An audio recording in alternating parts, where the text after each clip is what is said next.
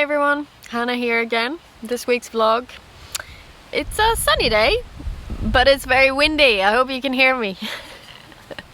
It is such a strange year this year. Everything is growing really slowly. We had some really warm summer weather in June, but besides that, it's just not been great, has it? So yeah, I'm afraid things are very behind on where they were last year. Partly my own fault because I've planted stuff out late, but also the weather has been really unusual this summer. There's still time, so I'm not completely in despair, but it's getting a little bit tight now for a few of the veggies. So let's have a look around. And as an update on my blight situation, I've had to get rid of all the outdoor tomato plants now. I picked whatever looked like it would be ripening indoors, but not much really. And yeah, I was just very conscious about my potatoes and other allotment holders, so I just got rid of them. And unfortunately, I have also now yesterday noticed a blight on some of, not many, but one leaf on each of 4 plants, which I've removed obviously inside the greenhouse, and yeah, it's not great. So luckily we are predicted this kind of dry weather for the next 10 days or so, so I'm thinking it will probably not spread super quick in there, but if we are getting wet weather again, I'm not hopeful. Anyway, here we are at the top of the plot in my 2 greenhouses. Let's have a look and see what's growing. So in the top bed it is main crop potatoes, and yeah, they are starting to show a lot of signs of age and time to get them out. You might be thinking that it looks fairly green, but in fact that is just bindweed. I've completely just let this bed grow, I'm afraid, because it's just become really impossible. And I've noticed I missed a few earthening up here, but it looks like it's a fair sized potato in there. So basically with no dig, you just have to go in and put some more compost in around the plants, which I completely forgot to do this year. Yes, great start. So next to them I planted out some beans, right? So I went with 2 sisters method in a few places here where I put corn together with beans. This specific bed is sweet corn with dwarf beans. And so I have another patch of corn. Ooh, can you see that there? Which is really tall, and they're starting to crop now. They'll soon be ready for picking, maybe another 10 days or so. But these corn, they were sown 2 weeks later, and they missed out on the heat wave we had in June, and they have not grown much at all, and I'm thinking it's probably going to be too late. So I'm kind of happy that I put the dwarf beans here, because at least they won't need to climb, and at least the beans seem happy, and we'll soon get some crop on these purple ones. And I think these will probably be Cupidon, maybe? I've lost the label, of course I have. But yeah, you see the corn, it's not, I don't think that'll have time to grow. Seriously, such a strange year. I mean, they have had ages in this bed and they are just not growing at all. But the squash bed next to it at least is doing something, but not much really. So this is the one of my giant pumpkins. So it has one that's formed and it's growing. But you know, I'm not very hopeful, and in fact there's actually not any more that I can see formed squashes in this bed. There was a bit more luck in this bed, but yeah, that's a little bit depressing. So winter squash kind of need, especially the large ones, need quite a long time to grow and then mature and cure on the plant, sort of, so that you can store it. So we are getting a little bit squeaky bum time now, and I really need them to start performing a bit more if I'm gonna get any squashes to store over winter. So we'll see how we get on. The bed here next to them, under this mesh here, is my first sown carrots and my parsnips, and they are doing good. So there's always something that's doing well, right? I harvested some carrots, there were some crazy ones in there, and a lot of them have split because of the excessive amounts of rain we had following the droughty spring. But they are, you know, still getting a nice crop from there. And the parsnips, I actually had a few cheeky ones. I know you shouldn't eat them before the first frost and all that, but I actually don't agree. I think they are tastier, a little bit immature, because I'm not super fond of that super sweet kind of vegetable, and I like them to have a little bit more other flavor. Anyway, they're doing well in there. And behind them we have an open space, and this is where probably the kohlrabi is gonna go. I just haven't got around to planting it. And here's borlotti beans. So they are growing fine, and obviously I planted them out quite late, so I'm not surprised they're a little bit behind. They have suffered a bit in the wind as well, but not too bad. And the nasturtiums in here, it's just a beautiful variety mix, and I think it's gonna look luscious soon. And here is gonna be my purple sprouting broccoli bed. I've put 4 plants in. They are huge plants and they want the space, so it looks really odd now. I will probably put in some radishes and things like that just to use up the space. But yes, I am a little bit worried about my winter squash, as I said. There are at least 2 fruits in there, and that they are Sweet Lightning, which is a smallish squash, as well as one of the uchiki kuris, which also obviously is a small squash. So I'm hopeful that they will be ready. So all is not lost, but I was hoping for more. So at least it's looking like a proper squash bed now, right? And here is my gorgeous Sweet Lightning squash. It is absolutely beautiful, and there are more fruit coming. There's a female flower there, but the problem in this bed, like when I come out and do like a slug raid of an evening, or even if I come out in the morning, there's so many of these female flowers that the few that have formed have like a massive slug in them, you know, just eating the pollination platform. I don't know, why is it stamen or whatever, I can't remember. So yeah, that's a shame. So that's where all those are going. But there's an uchiki kuri here, it's a red kuri squash.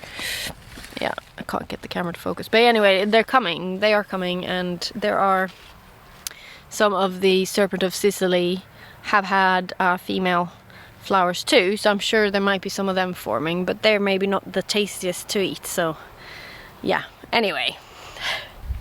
But yes, so the corn is fairly tall, but we've had all that wet weather all through May and then July as well. Well, I guess really the appropriate thing for these corn is the rain we had in July anyway.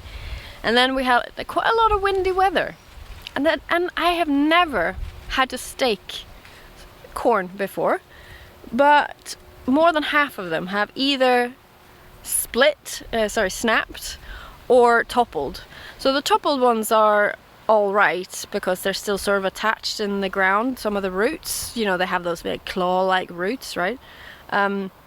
So they are alive, and I've had to like prop them up with bamboo, but seriously, I've never had to do that in the past. So yeah, so this is one, for example, and oh yeah, so the roots are they're still there, so I think you should still feed the plant in order to make these, I'm hoping, you know. But it's a shame because this is another bed I've done the two sisters in with a lot of climbing beans, and you know, it's a problem for the climbing beans if the corn falls over, you know. And to be honest, I'm not 100% sure I am gonna do this again with the two sisters. It just doesn't seem to be working. I mean, this one has got at least 3 cobs on it, so I mean that's nice anyway. And yeah, I mean, they are pretty, but seriously. The one thing that has been liking the weather is the celery, and maybe even the celeriac. So yeah, they're at my feet here. This is the celeriac, and then we have the celery. So behind these drying peas I need to collect seeds from, are the celery, and you know, they're pretty happy. Here's this summer squash bed, and funnily enough, this yellow courgette is the first one to actually produce fruit, and I'm surprised by that because there was a slug ate the center tip, but it's still grown much faster and produced fruit before any of these summer crookneck and things like that, so that's good. At least I'm gonna get something. But yeah, so that one was eaten too, so it's much smaller. This one is just smaller. But these are massive plants now, so I'm assuming if we get any favorable conditions now, they're gonna really kick into gear. We're gonna have lots and lots of summer squash. Beetroot, absolutely massive. So beetroot have grown extremely well for me this year. And again, you know, it's the rain, right? Because I don't water my plot. Things that require or like a lot of water are not that happy with me in drier years. So it's a little bit of a switcheroo this year, I guess. So things like the beetroot has grown absolutely massive. So yeah, we're talking absolutely massive. Like this is a cylindra. They are absolutely massive. More here. I think there's some general, yeah, just bolt hardy, and the choja, you know, and I have been harvesting these orange ones because they are so tasty, but they are huge. I mean, absolutely massive things in here.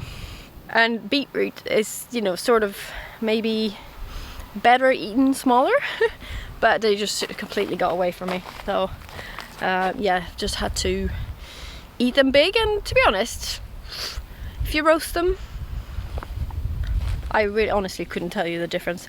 And you can tell that they have a lot of water in them, because when you roast them, they shrink up like something crazy, so they obviously have released a lot of liquid. So I'm thinking that they've just taken up all that rain, and that's the difference. People are asking me, how do you grow beetroot that way? And I just haven't done anything to them. Basically, they've just had a lot of rain. Here is more peas I've collected the seeds from. This is the Rosa Corona, so I need to clear this and plant up probably with calabrese. And sadly, this is where the outdoor tomatoes were. So to make myself feel better, I cleared it, and I have sowed lots of flower seeds, including sunflowers. So I did this last year, really late as well, and they were flowering gorgeously all the way into November. So I'm hoping I'll get the same sort of effect this year. I have my tomatillos here, so they are not susceptible to blight, even though they're part of the same family as tomatoes. But yeah, so they are also producing fruit here now. So at least I've got some nice plants at the front, and I've got some herbs here. And yeah, they're doing really well. So these were all in pots for years by the greenhouse, and they suffered with too little water, right? And you know how these sorts of herb plants, they always say that they don't really like living in heavy clay. And even though we've had all this rain this year, they are loving it. So, you know, and there's a massive rosemary just on the plot over there, and it's like a bush, right? So I think it's not actually that true. you can grow herbs, Mediterranean herbs, in heavy clay. It's not a problem. And we're almost down by the greenhouse. So in my old lettuce bed, I've just put in all the swede and all the kale. And yeah, they're looking very miserable because they were in their modules for way too long. And I've just plonked some mesh straight on top, and they will happily live under there and keep pushing it up, and I'll get a bigger piece of mesh when they are taller.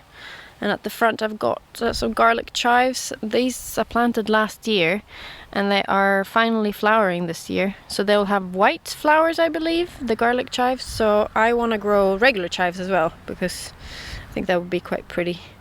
But yeah, and over there are the sugar magnolia purple peas that I am now drying to save seeds. So these plants have survived the longest, and yeah, they're taking their sweet time drying off, so I can collect them. But here is the perennial kale, Tontondine, that I planted out earlier this year.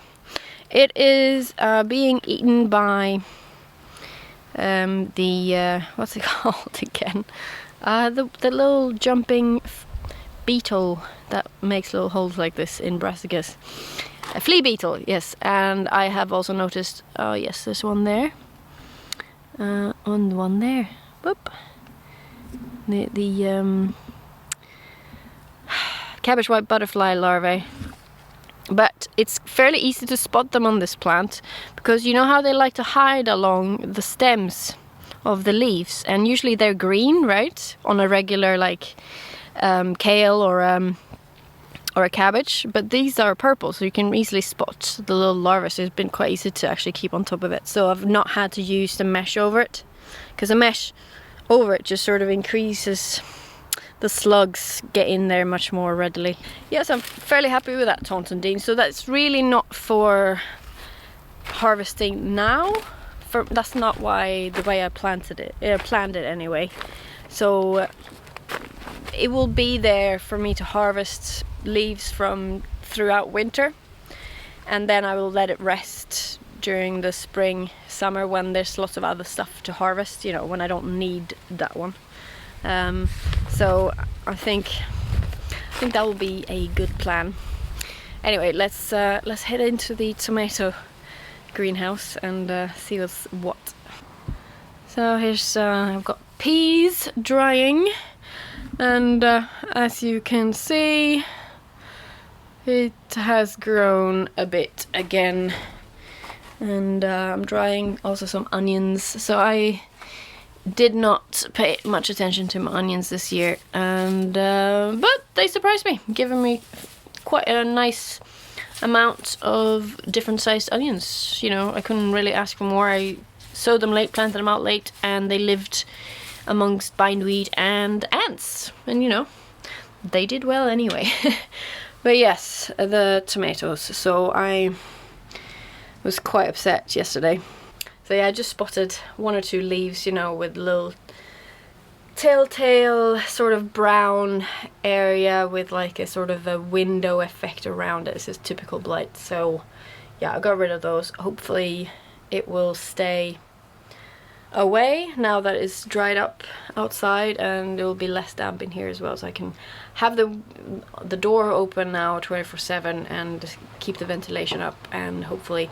So blight spreads, it's always around, right? It's always on the air, in the air, but it will spread much more easily or readily if the plants are wet on their leaves or on the stem, or you know, or on the fruit, and it won't be able to replicate itself in the same way without that humidity. So it's really, really important to keep it well ventilated, even though it might be fairly cool outside. So it's better to have it open and keep it down. So after I mentioned the blight, you know, you get a lot of people coming with unsolicited advice, and maybe even if you ask for advice, you just have to be so careful, because there are, I wouldn't call it snake oil, right, but it is a lot of unsubstantiated, unproven, anecdotal, old wives' tale kind of advice out there. And if it makes you feel better to be doing something, then yes, go ahead, spray your plants with bicarb, or you know, proactively spray it with aspirin and all these sort of things. But be careful, because they might, maybe not these two specific ones, but they might have unknown damaging effect on the little ecosystem that you've built up around your plants in the soil. It might harm your plants more than it actually benefits your plants.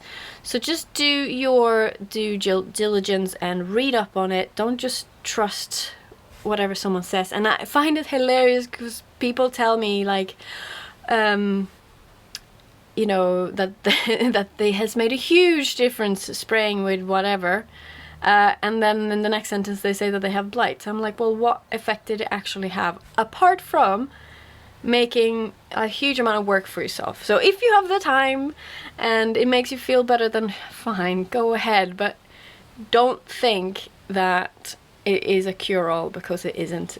You know, it's not even blight resistant varieties, you know, they are not 100% blight resistant, and the fungus is like evolving every year.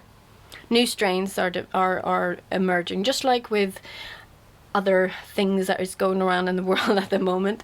And varieties of potato that were blight resistant a few years ago are not anymore, you know. So it is a problem, and you just need to be aware that there are no quick fixes to it, and this year is just a bad one, and we just accept it as it is, and hopefully we hope for a better one next year. Anyway, that was my rant for today. But yeah, so the tomato I'm most excited about right now is the Lotus. Ooh, can you see that amazing yellow? Right, so it's gonna be it's almost like translucent yellow apparently. It's getting a little bit soft, so that's exciting. But yes, and otherwise I am in love with this Barclay tie-dye just because it's massive.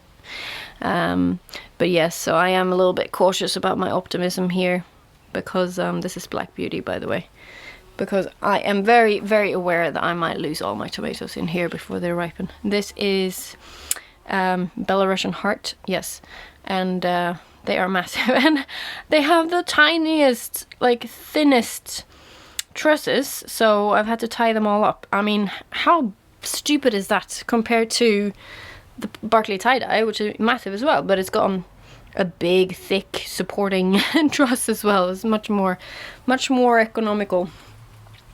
But otherwise I am harvesting, basil, and there are well, I've already picked them, haven't I? I am also harvesting peppers and things like that, and the pepper plants are growing quite well. Even, you know, even the ones, I'm still waiting for flowers on some of them to try them, but I'm optimistic. So, but yes, I am still waiting for the big harvest of tomatoes, which is sad, and we are very much behind last year, of course, like everyone is saying all the time these days. So inside the little greenhouse, things are actually going quite well. I am surprised. The chilies are happy, the peppers are sort of happy, but the aubergines are really happy, and I don't really understand why. I mean, they're not the best I've ever seen, but they're much better than my attempt last year, and they've got lots of flowers and got fruit growing again after my initial harvest, so, you know, no melons yet though. Yes, I'm really beginning to regret growing this nasturtium in here. It's a dwarf, but it's obviously loving life in here. I've still got some tomatoes in here that I'm picking from, you know, the dwarfs. But yes, aubergine growing really well. I am training 2 stems up, right? The Charles Dowding method, and I find it is very tidy, and it also stops the plant just producing lots of green foliage and no flowers. So yeah, I'm quite liking it. Got a pepper turning color there, and yeah, the melons though, they're growing, but no fruit. And actually the melon that we hand pollinated on a vlog a few weeks ago, it was growing, but then it just stopped. It was just, I guess, too cold, or I wasn't watering regularly enough or something. So yeah, I don't think I'm gonna get any melons this year. But I'm happy, the vines are growing well, the watermelon is spreading out, you know. But I'm just thinking it's too late in the season now. And unless we have like a really long, warm end of August and September, I don't think it's gonna be possible. And it's sort of the same problem, I think, with the loofahs. So they are, you know, they are growing, but they're just not producing any flowers or fruit. So that's where we are. But you know, I'm learning things this year that I had never thought I would learn, and we're all just gearing up for next season now, aren't we? Which is such a shame to say in August, when it should be the greatest time of the year with the biggest harvests. But yeah, I'm still sort of slightly optimistic for September. Anyway, I'm gonna leave you there, and I hope you have more successes than me this year, and that the weather where you are is also shaping up. So I'll see you next week. Have a good one.